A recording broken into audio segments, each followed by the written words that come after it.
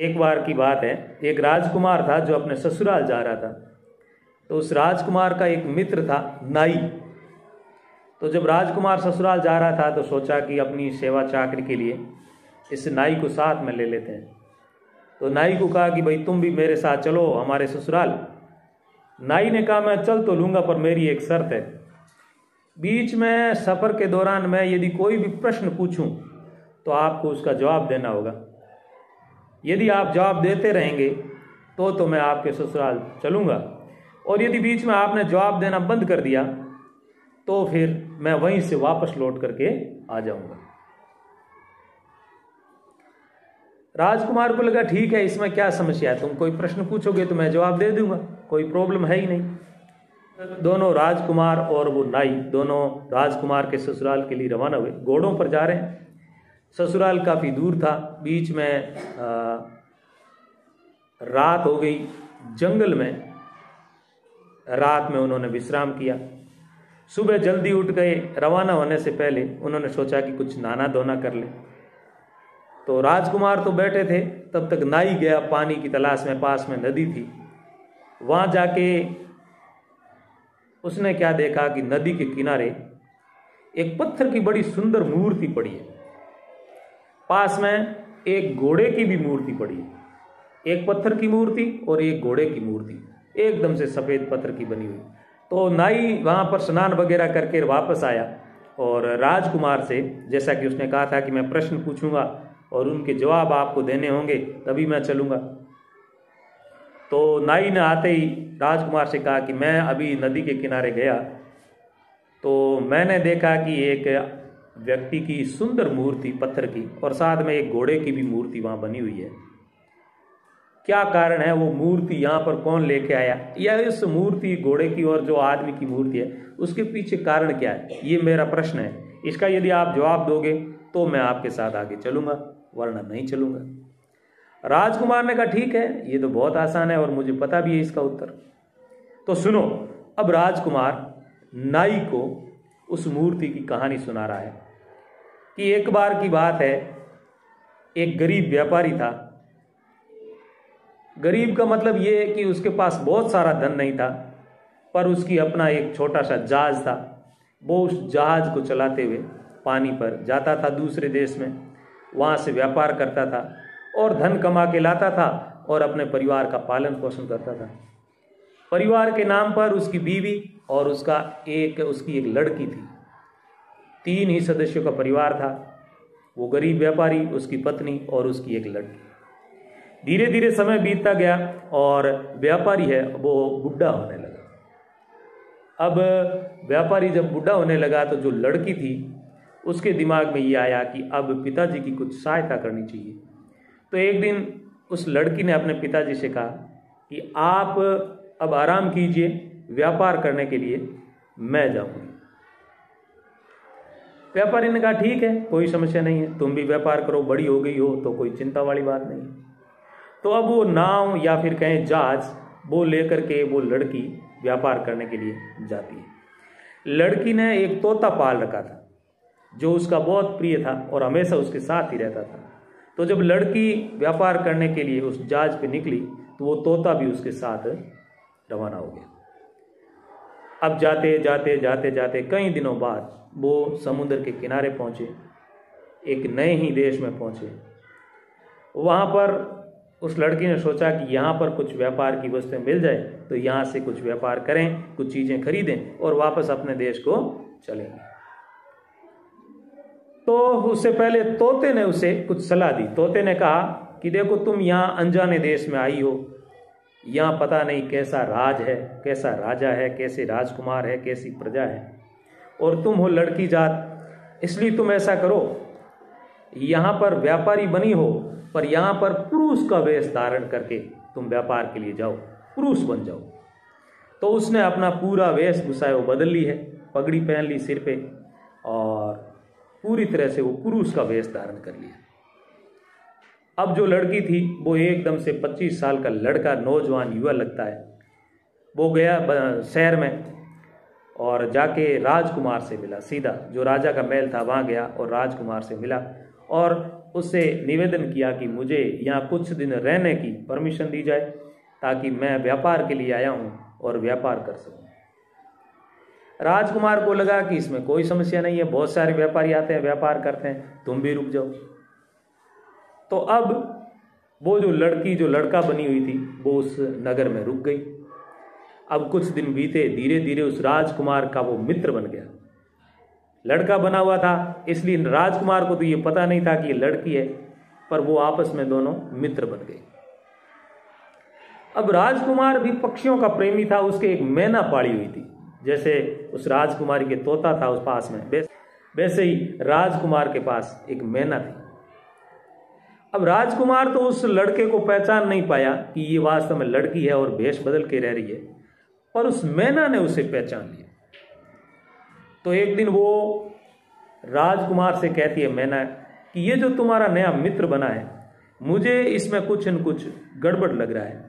इसके चाल चलन से, इसके रहन सहन से, इसके चलने के ढंग से, बातें करने के तरीके से मुझे ऐसा लग रहा है कि ये लड़का नहीं है बल्कि लड़की है। राजकुमार कहता है चलो चलो हटो, ये सी कोई बात थोड़ी है, लड़की होती तो लड़की के रूप में आती, इसमें क्या समस्या है। पर मैना कहती ये तो मुझे पता नहीं कि ये लड़की है और लड़का क्यों बन के रह रही है, पर मेरा मन कहता है कि ये निश्चित तौर से लड़की है और तुम्हें इसकी परीक्षा लेनी चाहिए। अब राजकुमार ने कहा इसमें परीक्षा की क्या बात है, मैं तो सीधा पूछ लूंगा। तो मैना ने कहा कि ऐसे पूछने से नहीं बताएगी, यदि ऐसे पूछने से ही बता देती तो फिर वो रूप बदलती ही क्यों। तो कुछ न कुछ तुम्हें परीक्षा लेनी चाहिए। तो राजकुमार कहता है कि तुम ही बताओ मुझे कैसी परीक्षा लेनी चाहिए, क्या करना चाहिए। तो राजकुमार को वो मैना बताती है कि तुम एक दिन उसे भोजन पर बुलाओ। पुरुष और महिलाओं का भोजन करने का तरीका अलग अलग होता है। पुरुष होता है वो जल्दी जल्दी भोजन कर लेता है, 10 मिनट में 15 मिनट में अपना पूरा खाना खा लेता है और जल्दी से हाथ मुंह धोता है। जबकि यदि महिला है वो भोजन करती है तो वो धीरे धीरे भोजन करती है, उसे 1 घंटा तक लग जाता है, वो चबा चबा के भोजन करती है। तो इन दोनों में फर्क होता है। तो जब तुम उसे भोजन पे बुलाओगे, वो यदि जल्दी जल्दी भोजन कर लेगी तो समझ लेना कि वो है पुरुष। पर यदि वो महिलाओं की तरह आराम से हाथ मुंह धोएगी, फिर आराम से बैठेगी और घंटे भर तक धीरे धीरे चाव के साथ भोजन करेगी, इसका मतलब वो लड़की है। राजकुमार ने कहा ये तो ठीक है। दूसरे दिन उसने उसे कह दिया कि मित्र आज तुम हमारे यहाँ भोजन करो। अब उस लड़की को जो वेश बदल के रह रही थी उससे चिंता हुई कि राजकुमार आज मुझे भोजन पे क्यों बुला रहा है, कहीं इसके पीछे कोई छिपी हुई मनसा तो नहीं है। तो ये बात उसने अपने तोते से कही कि आज ये बातें हुई है, कल मुझे राजकुमार के यहाँ भोजन करने के लिए जाना है। तोते को बड़ी चिंता हुई। तोते ने कहा कि ये सामान्य घटना नहीं है, ये जरूर तुम्हारी कुछ न कुछ परीक्षा लेने की तैयारी है। तुम सावधानी के साथ जाना और जब भोजन करो तो फटाफट से हाथ मुंह धोना, भोजन करने के लिए बैठना और फटाफट भोजन करना। 5-10 मिनट में ही भोजन खत्म कर देना और हाथ धो करके आ जाना। उस लड़की ने कहा ये ठीक है, मैं ऐसा कर लूंगी। अब वो भोजन करने के लिए गई। राजकुमार ने अच्छे से भोजन परोसा। उससे पहले उसने जल्दी जल्दी अपने हाथ धोए, मुंह धोया, आधा मुंह धोया, आधा ऐसे ही, आधे हाथ धुले हुए, आधे ऐसे ही, और जाके भोजन करने के लिए बैठ गई और जल्दी जल्दी धड़ाधड़ भोजन किया। और 5 मिनट में क्या मैंने तो भोजन कर लिया, अच्छी बात है। राजकुमार से कहा कि अब मुझे आज्ञा दीजिए, मैंने भोजन कर लिया है, अब मैं वापस जाना चाहता हूं। राजकुमार ने कहा ठीक है चले जाइए। और फिर राजकुमार उस मैना पर थोड़ा गुस्सा हुए कि देखा तुम तो कह रही थी ये लड़की है, 1 घंटे तक भोजन करेगी, पर इसने तो पुरुष की तरह जल्दी जल्दी भोजन कर लिया। ये पुरुष ही है, लड़की नहीं है। पर मैना नहीं मानी। मैना ने कहा नहीं राजकुमार, कुछ न कुछ तो गड़बड़ है, मेरा मन नहीं मान रहा कि ये लड़का है, ये जरूर लड़की है, कुछ न कुछ तो गड़बड़ है। राजकुमार कहता है अब और क्या गड़बड़ है, अब और क्या करना पड़ेगा, कोई और परीक्षा लेनी पड़ेगी क्या? कि हाँ एक बार और परीक्षा लो, हो सकता है इस बार तुम्हें पता चल जाए कि ये लड़की है। तो क्या परीक्षा लें? तो क्या ऐसा करना इस बार उसको यहां पर राजमहल में एक रात तक विश्राम करने के लिए बुलाना। जिस कमरे में इसे सुलाओ वहां पर जो पलंग होगा उस पलंग पर पूरे पूरे फूल बिछा देना, और फूल बिछाने के बाद उसको यहां सुला देना। सुबह तुम जाके देखना, यदि ये लड़की है तब तो पूरे पलंग के जो फूल है वो सब बिखर जाएंगे, कुचल जाएंगे, और यदि ये लड़का है तो ये एक करवट में सोएगा तो पूरी रात एक तरफ करवट लेके सोएगा, बाकी फूल सुरक्षित रहेंगे। ये भी आदमी और औरत के सोने का तरीका होता है। तो राजकुमार ने कहा ठीक है, मेरा वो प्रिय मित्र है, बार बार परीक्षा लेने का मेरा मन तो नहीं कर रहा है, पर फिर भी तुम कह रहे हो तो एक बार और परीक्षा ले लेता हूं। अब दूसरे दिन जैसे ही वो मिली तो कहा कि मित्र, आज तुम्हें वो मेरे यहाँ पर रात्रि विश्राम मेरे ही यहाँ पर करना। तुम्हारे लिए हम अलग से बढ़िया कमरे में व्यवस्था करेंगे, राजमहल में नौकर चाकर है, तुम्हें कोई चिंता करने की आवश्यकता नहीं है, बस एक रात यहाँ विश्राम करो। अब उस लड़की को लगा कि ये तो और गड़बड़ हो रही है, कुछ न कुछ तो गड़बड़ है। उसने घर जाके अपने जहाज पे जाके उसने जो है तोते से यही बात फिर से कही, कहा कि राजकुमार ने आज रात में विश्राम करने के लिए अपने महल में बुलाया है, क्या ये भी कोई परीक्षा है क्या? तोते को चिंता हुई, उसने कहा बिल्कुल ये भी एक परीक्षा है। यदि उसने सोने के लिए बुलाया है राजमहल में तो तुम थोड़ा सावधान रहना। वहां पर यदि कोई फूल वगैरह बिछाए हुए हो, कपड़ा वगैरह बिछाया हुआ हो, बेडशीट वगैरह लगाई हुई हो तो थोड़ा ध्यान रखना। जिस करवट में एक बार सो गई उसी करवट में सोते रहना, ज्यादा हिलना डुलना मत, वरना उसे पता चल जाएगा कि ये लड़का नहीं लड़की है। तो उस लड़की ने कहा ठीक है, ये भी कर लेंगे। तो वो रात में गई, भोजन करके आलीशान एक अलग महल में उसे सुलाया गया। अब वो उसे नींद न आए इस बात का वो ध्यान रख रही थी, क्योंकि नींद आने के बाद तो फिर किसी को पता ही नहीं चलता किधर घूमना है क्या करना है। तो वो 2-3 बजे तक उसने जो है वो जग करके समय पास किया, टाइम पास किया, पर नींद तो आखिर नींद होती है। 4 बजे सुबह उसे नींद आ गई। जैसे ही नींद आनी हुई वैसे ही वो कभी इधर करवट बदल रही है, कभी उधर बदल रही है, पूरे पलंग पे उसने तहलका मचा दिया। इधर उस कमरे की खिड़की खुली थी। 5 बजे तोता आया। उसे पता था कि यदि लड़की को नींद आ गई तो गड़बड़ हो जाएगी।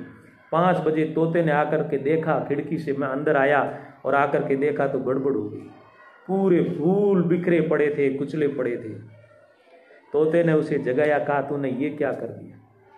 देख पूरे फूल बिखरे पड़े हैं, अब राजकुमार को पता चल जाएगा कि तुम लड़की हो। तो अब लड़की डर रही है कि अब तुम ही कुछ उपाय करो, कुछ न कुछ करो ताकि मेरे जो है प्राण बच सके। तो उसने कहा ऐसा है, यदि अभी कोई 1 घंटे भर में कोई राजकुमार वगैरह आ जाए तो तुम दरवाजा मत खोलना, नींद में होने का नाटक करना, तब तक मैं कुछ करता हूं। तोता गया जंगल में और जोर जोर से चिल्लाने लगा। तोते की आवाज में उसने जोर जोर से तोतों को बुलाया। तो पूरे जंगल में तो बहुत सारे तोते होते हैं। 2 ही मिनट में इधर उधर से उड़ के वहां पर सैकड़ों तोते आ गए। बोले कहो भाई क्यों बुला रहे हो, क्या संकट है? तो तोते ने कहा मेरे ऊपर एक बड़ा संकट आ गया, मेरी तुम सहायता करो। क्या सहायता करनी बताओ? तोते ने कहा यहां पर ये जो फूल के पेड़ है इनसे एक एक फूल तोड़ के सब मेरे साथ चलो। अब सब तोतों ने अपनी चोंच से एक एक फूल तोड़ा और सब गए उस खिड़की के अंदर से उस लड़की के कमरे में। जाके तुरंत लड़की को कहा कि ये पूरे फूल हटा दो। पूरे फूल हटा दिए और नए फूल बिछा दिए, वही जैसे पहले थे वैसे ही फूल पूरे बिछा दिए। और फिर तोते ने अपने जो तोते थे उनको कहा कि अब ये जो मेले कुचले दबे हुए फूल थे, खराब फूल है, इनको अपनी अपनी चोंच में पकड़ो और यहाँ से वापस चलते हैं। सब तोतों ने वो जो पुराने फूल थे वो ले गए और नए फूल हो गए। अब तोते ने कहा उस लड़की को कि अब चुपचाप सो जाओ, 15-20 मिनट में, आधे घंटे में राजकुमार आ जाएगा देखने के लिए, तो तुम सोने का नाटक करना और अब करवट मत बदलना, ताकि ये जो फूल है ये वैसे के वैसे पड़े रहे। इधर थोड़ी देर से राजकुमार आए। उन्होंने देखा पूरे पलंग पे एकदम पूरे सेज पर जो है फूल व्यवस्थित है, जैसे शाम को लगाए थे वैसे के वैसे पड़े। उसे मैना पर गुस्सा आया कि ये मैना फालतू में ही वहम करती है, बार बार मेरे मित्र पर जो है वो उंगली उठाती है, इस मैना को तो मार देना चाहिए। उसने मैना को पकड़ा और उसकी गर्दन पकड़ करके मरोड़ दी, मैना को मार दिया। इधर लड़की वापस अपने जहाज पे गई तो उस तोते ने कहा कि देखो अब राजकुमार बार बार परीक्षा ले रहा है, उसे वहम हो गया है कि तुम लड़का नहीं लड़की हो, इसलिए अब यहां से चलना ही अच्छा, नहीं चलो तो फिर यहां पकड़ में आ जाओगे और जेल में डाल देंगे। तो ठीक है, उस लड़की ने कहा कि आज मैं अंतिम बार राजकुमार के पास जाती हूं और उससे विदा लेकर के फिर जो है वो हम चलेंगे यहां से। तो राजकुमार के पास गई और कहा कि अब मेरा समय हो गया है, मुझे वापस जाना होगा। राजकुमार थोड़ा उदास हुआ कि अपना एक परम मित्र था जो दिन भर उसके साथ बातें करता था, अब जा रहा है, लेकिन उसे भी जाना तो पड़ेगा। तो उसने कहा ठीक है, तुम जाना चाहते हो तो जाओ, पर मैं तुम्हें जहाज तक छोड़ने के लिए चल रहा हूं, जहाज तक तुम्हारे साथ चल रहा हूं। अब राजकुमार उसे जहाज पर छोड़ने के लिए गया। जहाज पर वो चढ़े, राजकुमार नीचे समुद्र के किनारे खड़े हैं और वो लड़की जहाज पे चढ़ गई। तब तोते ने कहा कि अब तुम यहां से क्योंकि जा रही हो, इसलिए अब अपना असली रूप इसे दिखाओ, राजकुमार को असली रूप दिखाओ ताकि ये धोखे में ना रहे। तो राजकुमारी ने पूरा जो है वो जहाज के अंदर जाके अपने वस्त्र वगैरह, जो लड़कियों के वस्त्र होते हैं वो पहने, बाल वगैरह खोले, ये पूरा मेकअप वगैरह किया, एकदम सुंदर रूप बनाया और जाते जाते राजकुमार से अलविदा के लिए कहा। राजकुमार ने जैसे ही उसे देखा तो उसकी तो आंखें फटी की फटी रह गई कि अरे ये क्या हो गया, ये तो लड़की है, कई दिनों तक हमारे यहां पर रही और मैंने इसे पहचाना ही नहीं। अब राजकुमार बहुत ज्यादा दुखी, प्रायश्चित दुखी किस लिए? दुखी इसलिए नहीं कि ये लड़की है, हाँ दुखी इसलिए कि अरे मैंने अपनों का कहना नहीं माना, जो मैना मुझे बार बार सही बात बता रही थी वो मैंने आंखों के देखे हुए चीज के धोखे में आकर के अपनी मैना को या फिर अपने जो प्रिय व्यक्ति है उसे मैंने मार दिया। राजकुमार बहुत चिंतित हुआ कि मैंने अपनी हितैषी मैना को जो है वो मार दिया। इसी प्रायश्चित में उसने भगवान से कहा कि हे भगवान, यदि मेरे हाथ से पाप हुआ है, निर्दोष मैना को मैंने मारा है, तो उसकी सजा मुझे मिलनी चाहिए। इतना कहना था कि वो राजकुमार और वो जो घोड़ा जिस पर वो चढ़ के आया था, दोनों वहीं पर पत्थर के बन गए। ये कहानी राजकुमार ने नाई को सुनाई। नाई बहुत प्रसन्न हुआ कि हाँ आपने बहुत अच्छी कहानी सुनाई है, इसलिए अब मैं आपके ससुराल जाऊंगा। अब राजकुमार और वो नाई दोनों आगे ससुराल में गए हैं। ससुराल में जाने के बाद उसने एक और प्रश्न पूछा। वो प्रश्न क्या था और उसका उत्तर क्या था, वो अगली कहानी में आपको सुनाऊंगा। कैसी लगी कहानी?